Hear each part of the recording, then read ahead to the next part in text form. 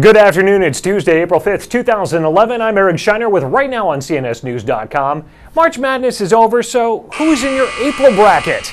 Republicans with another continuing resolution? Democrats with a fiscal year measure featuring limited cuts?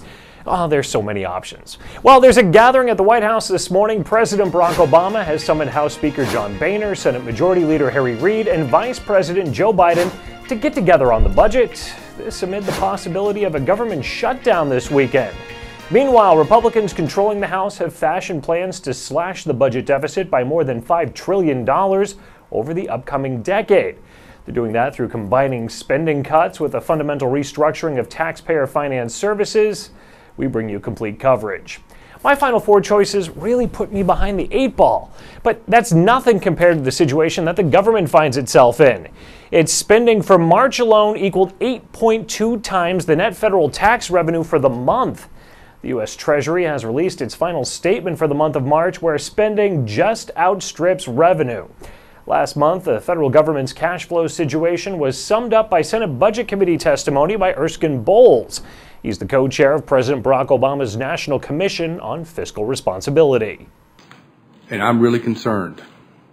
I think we face the most predictable economic crisis in history.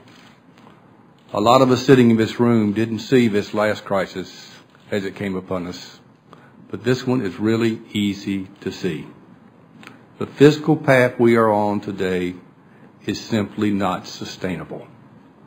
This debt and these deficits that we are incurring on an annual basis are like a cancer, and they are truly going to destroy this country from within unless we have the common sense to do something about it.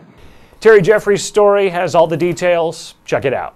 Now, if you think lawmakers have fallen short of their responsibility, you should see what some lawmakers think of themselves. This is not on the budget, but for not challenging the president's move to take military action in Libya. There has been no constitutional authority given to the president to be committing troops to this war. This is such an important constitutional principle that while I'm new here in the Senate, I am appalled that the Senate has abdicated their responsibility.